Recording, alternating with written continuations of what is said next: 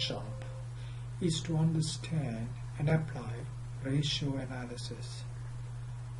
This ratio analysis could be used to evaluate liquidity, profitability, solvency, cash position, and market prospects of a company. Liquidity is the short-term ability of a company to pay its obligations.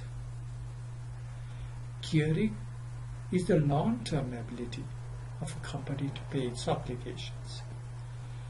Profitability is the short-term or the operating success. Sometimes it's also called the efficiency.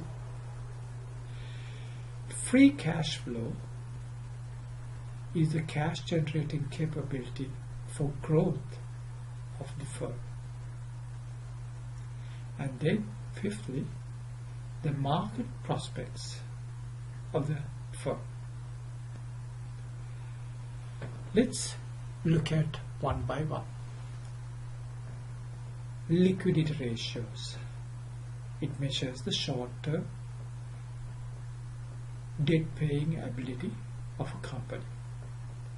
There are a number of ratios. The four most used ratios are the current ratio, asset test ratio, receivables turnover, and inventory turnover. The current ratio looks at the current assets over current liabilities. Whether the current assets, that is the cash to be received within a year, is sufficient enough to meet the cash to be paid within a year. Asset test ratio takes a more stricter criteria. It looks at the most liquid position of cash, that is cash plus short-term investments, and take away receivables, and then look at its ability to meet current liabilities or the short-term cash to be paid. Receivables turnover, on the other hand, tell us how quickly the account sales on account can be converted into cash. And inventory turnover tell us how quickly inventory could be sold, because holding inventory costs money for the company, because they have to be kept in warehouses and the security staff have to be employed to safeguard inventory, and insurance have to be taken for the inventory protection. Current four ratios for liquidity ratios: current ratio, asset test ratio, receivables turnover, and inventory turnover. Gearing ratios look at the ability to survive over long term. There are three commonly used ratios. Debt to total assets ratio. When that percentage is lower, better for the company. Times interest ratio. That's the ability to meet interest payments when they fall due. Cash debt coverage. That's the proportion of cash flows from operating activities against the total liabilities. Those are three ratios that is commonly used to represent gearing ratios. Profitability ratios.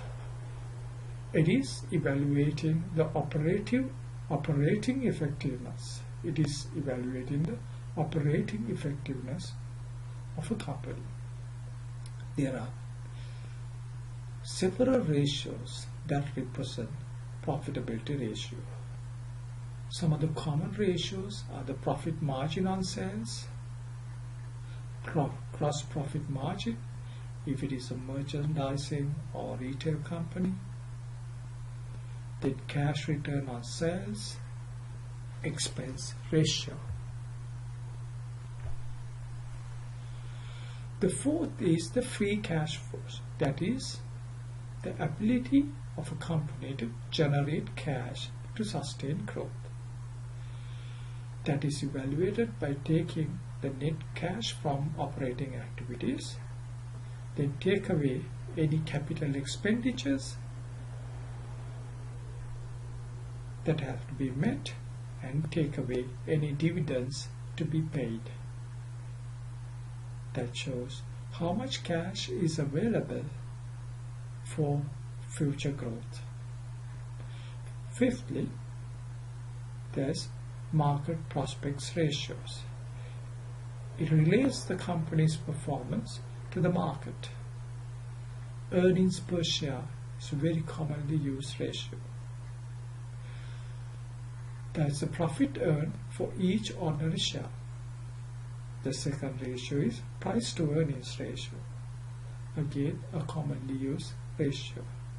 That is the investor's assessment of company's future. It's looking at the market price per share divided by earnings per share. That's called price to earnings ratio. Then the payout ratio, that is the proportion of profit distributed as dividends. So there are three ratios representing market prospects: earnings per share, price to earnings ratio, and payout ratios. So the ratios, financial ratios, can look at the liquidity, short-term ability to pay its debts, gearing, long-term ability to pay its debts, profitability, short-term operating effectiveness, free cash flow, the cash generated and its capability to contribute to growth, and then the market prospects of the firm. They are the 5 components or 5 categories of financial ratios.